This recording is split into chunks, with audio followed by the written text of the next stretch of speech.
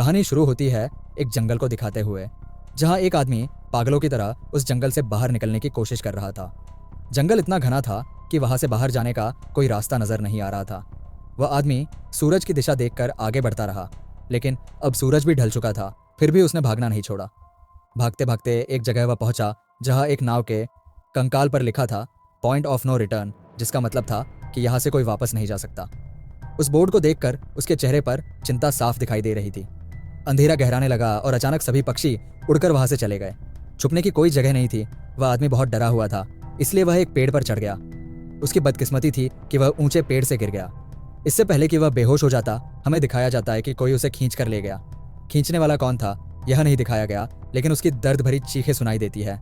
अगले दृश्य में 6 दिन बाद हमें शहर में मीना नाम की एक लड़की दिखाई जाती है। मीना का कोई दोस्त या परिवार नहीं था, सिर्फ उसकी एक बहन थी। वह एक पेट स्टोर में काम कर रही थी, जहां उसके बॉस ने उसे एक तोते को चिड़ियाघर में छोड़कर आने का आदेश दिया। मीना तोते को अपने घर ले गई क्योंकि उसे अगले दिन चिड़ियाघर जाना था।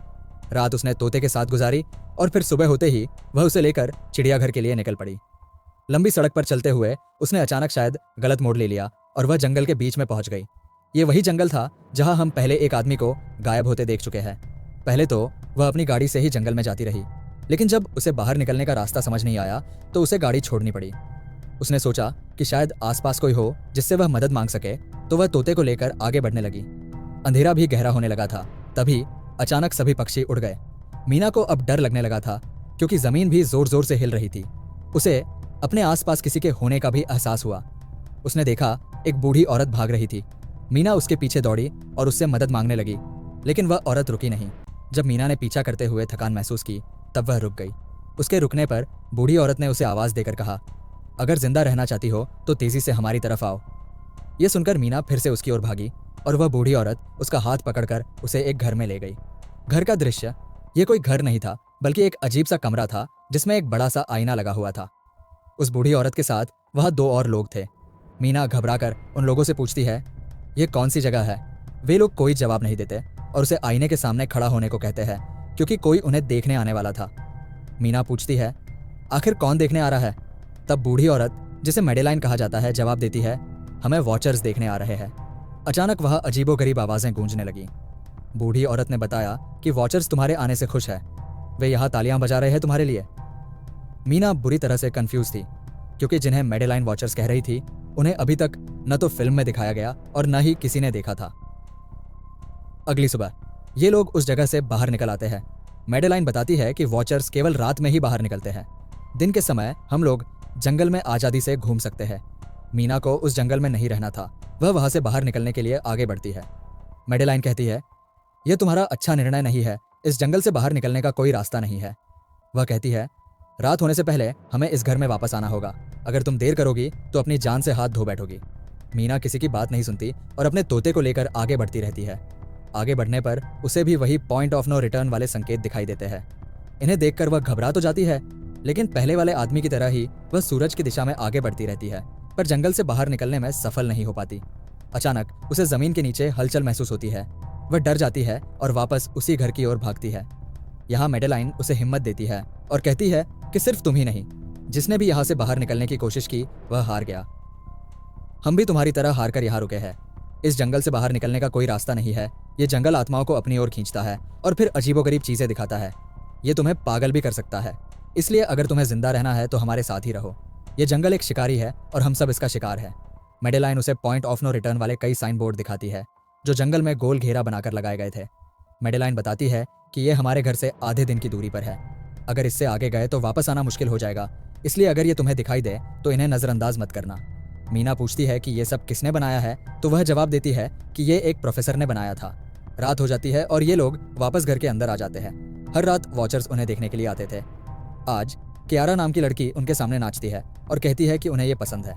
ऐसा नहीं था कि इन चारों को हर रात वॉचर्स के सामने खड़ा ही रहना पड़ता था, बल्कि ये लोग जो चाहते वह कर सकते थे, लेकिन अपनी पीठ उनकी ओर नहीं कर सकते थे।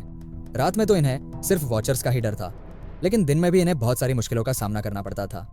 ये लोग जंगल से हर रोज कुछ ना कुछ शिकार करके लाते थे जिससे उनका गुजारा होता था। अगले दिन कियारा और मीना दोनों जंगल में खाना इकट्ठा करने के लिए जाती है। मीना कियारा से पूछती है कि आखिरकार वॉचर्स चाहते क्या है। कियारा बताती है कि मुझे भी ज़्यादा कुछ नहीं पता, लेकिन मेडेलाइन के पास एक थ्योरी है।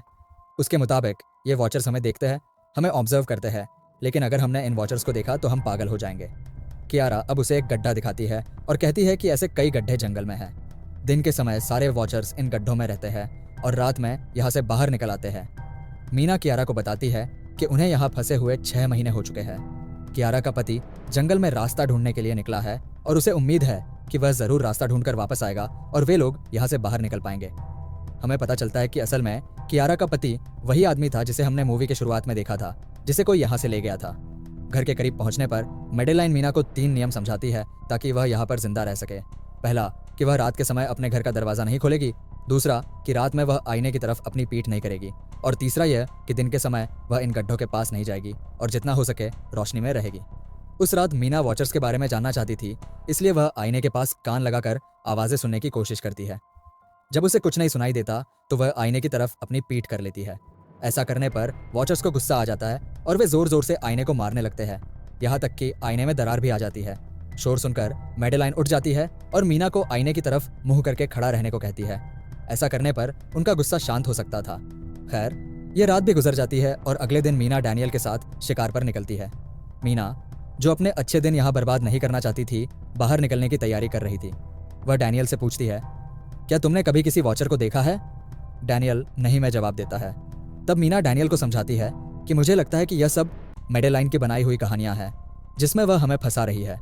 हमें जरूर इन गड्ढों को जाकर चेक करना चाहिए, शायद हमें बाहर जाने का कोई रास्ता मिल जाए। डैनियल, जो खुद भी यहाँ से बाहर जाना चाहता था, मीना की बातें मान लेता है और अब मीना अपने साथ रस्सी बांधकर उस गड्ढे के अंदर उतरती है। रस्सी का दूसरा सिरा डैनियल ने पकड़ा हुआ था ताकि अगर मीना को कुछ हो जाए तो वह जल्दी से मीना को बाहर खींच सके। मीना नीचे गड्ढे में पहुंच जाती है जहां उसे बहुत सारे इंसानों का सामान मिलता है। मीना उस सामान को इकट्ठा कर लेती है। यह जरूर जंगल में फंसे हुए लोगों का ही सामान होगा। रस्सी के सहारे मीना और डैनियल इस सामान को बाहर ले आते हैं। इससे पहले कि मीना गड्ढे से बाहर निकलती, उसे गड्ढे के अंदर किसी की उंगलियां दिखाई देती है। वह ठीक से नहीं देख पाई कि वह क्या चीज थी, लेकिन वह डर गई। ये लोग सारा सामान लेकर अपने सुरक्षित घर में आ गए, जहां मेडेलाइन ने उनसे पूछा कि यह सामान कहां से मिला। ये लोग झूठ बोल देते हैं कि यह सामान उन्हें जंगल से मिला है। मेडेलाइन को इस जंगल में रहते हुए काफी समय हो चुका था। वह जानती थी कि ऐसा सामान जंगल से नहीं बल्कि गड्ढे से मिला होगा। वह मीना से पूछती है कि बताओ, तुमने गड्ढे के अंदर क्या देखा, लेकिन मीना उसे कुछ नहीं बताती। अब उन्हें गड्ढे से एक कैमरा भी मिला था। मीना और डैनियल उस कैमरे को सीसीटीवी कैमरा बनाकर घर के बाहर लगा देते हैं ताकि वे लोग भी उन वॉचर्स को देख सकें। मेडेलाइन उन्हें समझाती रहती है कि वे गलत कर रहे हैं, लेकिन वे उसकी एक नहीं सुनते। आज ये लोग वॉचर्स का इंतजार कर रहे थे ताकि वे उन्हें देख सकें। अब तक वॉचर्स नहीं आए थे, लेकिन आज इनके साथ कुछ अजीब होता है। दरवाजे पर खटखटाया जाता है। ये लोग कैमरे से देखते हैं तो वहां उन्हें किसी की इंसानी टांगें दिखाई देती है। बाहर जो भी था वह कीरा के पति की आवाज में बात कर रहा था। कीरा को लगा कि उसका पति शायद बाहर निकलने का रास्ता ढूंढकर आया है। वह जल्दी से उठकर दरवाजा खोलने के लिए जाती है, लेकिन मेडेलाइन उसे रोक देती है और कहती है, तुम यह दरवाजा नहीं खोल सकती, मैं जानती हूँ बाहर तुम्हारा पति नहीं है। कीरा को मेडेलाइन की बातों पर विश्वास नहीं था, इसलिए मेडेलाइन कहती है, तुम इसका परीक्षण कर लो, उससे कोई ऐसी बात पूछो जिसके बारे में सिर्फ तुम और तुम्हारा पति जानते हो। कीरा बाहर खड़े इंसान से एक किताब के बारे में सवाल करती है, जिसके बारे में उसे पता होना चाहिए था, लेकिन वह इंसान कोई जवाब नहीं देता। तब ये लोग समझ जाते हैं कि यह वॉचर ही है। जब वे दरवाजा नहीं खोलते तो वॉचर बाहर लगे कैमरे को तोड़ देता है। अब सभी वॉचर्स गुस्से में आ चुके थे और वे घर के बाहर लगा हुआ शीशा भी तोड़ने वाले थे, लेकिन जब ये लोग शीशे के सामने खड़े हो जाते हैं तो वॉचर्स शीशा तोड़ना बंद कर देते हैं और उन्हें मारने नहीं आते। आगे की घटना, रात दिन की कई गलत चीजें हो चुकी थी, इसलिए डैनियल और मीना ने फैसला किया कि वे मेडेलाइन को सच बता देंगे कि वे गड्ढे में गए थे। यह सुनकर मेडेलाइन बहुत गुस्सा हो जाती है क्योंकि उन्होंने एक नियम तोड़ दिया था। मेडेलाइन गड्ढे से लाया हुआ सारा सामान उठाकर वापस उसी गहरे में फेंक देती है। अब मीना को भी न चाहते हुए यही रहना पड़ रहा था। सर्दियों का आगमन, समय बीतता गया, मौसम भी बदल गया और सर्दियां आ गई, लेकिन ये लोग अभी भी यही फंसे हुए थे। मीना रोज बाहर निकलने का रास्ता ढूंढने जाती थी, लेकिन उसे कोई रास्ता नहीं मिलता था। उसने एक नक्शा भी बनाया था और उसे यकीन था कि वह कभी न कभी उसे पूरा करेगी। सर्दियों की वजह से इन्हें खाना भी ठीक से नहीं मिल रहा था और खाने की कमी के कारण इनकी मानसिक स्थिति बिगड़ती जा रही थी। इससे मेडेलाइन और डैनियल के बीच झगड़ा हो जाता है। गुस्से में डैनियल मेडेलाइन और मीना को बाहर छोड़कर कीरा को सुरक्षित कमरे में ले जाकर लॉक कर देता है। अंधेरा भी होने वाला था। मेडेलाइन और मीना दरवाजे पर जोर से खटखटाती है और डैनियल से विनती करती है, कृपया दरवाजा खोल दो, लेकिन वह दरवाजा नहीं खोलता। फिर अंधेरा हो जाता है और उन्हें अपनी जान बचाने के लिए घने पेड़ के नीचे खड़ा होना पड़ता है। अब वॉचर्स के आने की आहटें भी सुनाई देने लगी थी। वॉचर्स की झलक। इस समय मीना और मेडेलाइन के साथ हम दर्शकों को भी वॉचर्स की एक झलक दिखाई जाती है। वे लंबे, पतले और खतरनाक थे। वे अपने गड्ढों से निकलकर इंसानों को देखने के लिए सुरक्षित कमरे तक पहुंचे। जब उन्होंने देखा कि मीना और मेडेलाइन वहां नहीं है तो वे उन्हें खाने के लिए जंगल में ढूंढने लगे। वॉचर्स के दूर जाते ही मीना और मेडेलाइन को दोबारा सुरक्षित घर तक पहुंचने का मौका मिल जाता है। वे जोर जोर से दरवाजा खटखटाते हैं और आखिरकार डेनियल उनके लिए दरवाजा खोल देता है। ये लोग घबराए हुए थे क्योंकि उन्होंने अब वे जीव देख लिए थे। मेडेलाइन का खुलासा। मेडेलाइन सबसे कहती है, मैंने तुमसे झूठ बोला था कि मैं यहाँ फंस गई हूँ। असल में मैं इन जीवों की खोज में यहाँ आई थी क्योंकि मैंने किताबों में पढ़ा था कि ये सभी जीव परियां हैं। लेकिन यहाँ आकर मैंने जब उन्हें देखा तो मुझे पता चला कि ये तो राक्षस है और साथ ही बहुत चालाक भी। ये लोग भेष बदल सकते हैं। मैंने जिसको देखा था उसने बिल्कुल मेरे जैसा ही रूप बना लिया था, बस उसके बाल थोड़े बिखरे हुए थे और आंखों के नीचे गड्ढे थे। मैंने उनकी हरकतों से अंदाजा लगाया कि वे हमारे जैसा बनने के लिए हर रोज कुछ सीखते हैं, इसीलिए वे रोज आकर हमें देखते हैं और जो काम हम करते हैं वही काम करने लगते हैं। इन बातों के दौरान दरवाजे पर फिर से खटखटाहट होती है, लेकिन अब वह जीव उन्हीं की तरह बोल रहा था। वह अंदर आना चाहता था लेकिन ये लोग दरवाजा नहीं खोल सकते थे। अगर वे दरवाजा नहीं खोलते तो भी क्या होता? क्रिएचर्स में इतनी ताकत थी कि वे इस लोहे के दरवाजे को तोड़कर अंदर आ सकते थे। उन लोगों को कहीं छिपना था लेकिन उन्हें समझ नहीं आ रहा था कि कहाँ जाए। तभी अचानक डेनियल की नजर फर्श पर पड़ी। फर्श थोड़ा ऊंचा नीचा था। जैसे ही वह कारपेट उठाता है वह देखता है कि नीचे एक बंकर था। वे लोग बिना समय बर्बाद किए बंकर का दरवाजा खोलकर उसके अंदर चले जाते हैं और फिर बंकर बंद कर लेते हैं। वे हैरान थे कि यह बंकर इतने समय से वहां था और उन्हें पता भी नहीं चला। इस बंकर के अंदर कई सुविधाएं थीं, हजारों दिनों का खाना, कई टीवी, तकनीकी सामान और भी कई आवश्यक चीजें। बंकर में मिले राज। मीना जानना चाहती थी कि आखिर यह जगह किसने बनाई, इसलिए वह कंप्यूटर को चालू कर लेती है। कंप्यूटर में इंटरनेट तो नहीं था लेकिन काफी डेटा सेव था। डेटा खोलने पर उन्हें पता चलता है कि यह सारा बंकर डॉक्टर मार्टिन ने बनाया था। असल में डॉक्टर मार्टिन को इन क्रिएचर्स के बारे में पता था और वह इन पर शोध करना चाहता था, इसीलिए उसने यह बंकर बनाया था और खुद यहाँ रहता था। वह पैसों का लालच देकर दूसरे इंसानों को यहाँ लाता था और रात को उन्हें ऊपर के कमरे में छोड़कर खुद बंकर में छिप जाता था। फिर ये राक्षस उन इंसानों को खा जाया करते थे। डॉक्टर मार्टिन की रिसर्च। डॉक्टर मार्टिन अपनी रिसर्च के दौरान बताते हैं कि ये क्रिएचर्स असल में मॉन्स्टर्स नहीं बल्कि परियां थी। वे पहले इंसानों के साथ रहती थी लेकिन फिर इंसानों ने उन्हें धोखा देकर जंगलों में फंसा दिया और खुद वहां से चले गए। जमीन के नीचे कई साल रहने की वजह से उनका जादू और शक्तियां खत्म हो गई। डॉक्टर मार्टिन बताते हैं कि रिसर्च के दौरान उन्हें एक विशेष परी मिली जो रोशनी में भी गड्ढों से बाहर आ सकती थी। वह अच्छी थी, उसने डॉक्टर मार्टिन को नहीं मारा। डॉक्टर उसे बंकर में ले आया। वह परी मार्टिन के साथ रहकर सब कुछ सीख गई, लेकिन थोड़े ही समय बाद उनके बीच किसी बात पर झगड़ा हो गया। अंतिम वीडियो। कंप्यूटर में कई वीडियो थे जिनमें हर वीडियो में डॉक्टर मार्टिन ने कुछ न कुछ बताया था। मीना यह जानना चाहती थी कि आखिर में क्या हुआ, इसलिए वह आखिरी वीडियो प्ले करती है। वीडियो में डॉक्टर मार्टिन खुद को और उस परी को मारने वाले थे। मरने से पहले वह जंगल में फंसे लोगों को यहाँ से निकलने का रास्ता बताते हैं और कहते हैं शाम में जिस दिशा में पक्षी उड़ते हैं उसी दिशा में भागने से लोग जंगल से बाहर निकल सकते हैं। उन्होंने यह भी कहा कि यदि कोई इस जंगल से निकलने में सफल हो गया तो वह विश्वविद्यालय में जाकर उनकी सारी रिसर्च नष्ट कर दे, क्योंकि कुछ रहस्य ही रहना चाहिए। उन्होंने स्वीकार किया, मैंने यहाँ आकर बहुत बड़ी गलती की थी। मैं वह दुनिया नहीं बना सका जिसका मैंने सपना देखा था। मैं इंसानों और परियों को एक साथ नहीं रख पाया। बंकर से बाहर निकलना। उस रात उनकी काफी खुशी में कटी क्योंकि उन्हें बाहर जाने का रास्ता मिल गया था। सभी लोग बंकर से बाहर निकलते हैं और देखते हैं कि उनका सेफ हाउस पूरी तरह से वॉचर्स द्वारा नष्ट कर दिया गया है। वे जंगल से बाहर निकलने के रास्ते पर बढ़ने लगते हैं। डॉक्टर मार्टिन ने जिन पक्षियों का जिक्र किया था वे शाम को उड़ने वाले थे, लेकिन उन्हें शाम से पहले जंगल से बाहर निकलना था। उसी समय मीना अपने साथ लाए तोते को आजाद कर देती है और जिस दिशा में वह उड़ता है वे लोग उसी दिशा में चलने लगते हैं। जंगल का रास्ता। चलते चलते उन्हें एक कब्र मिलती है।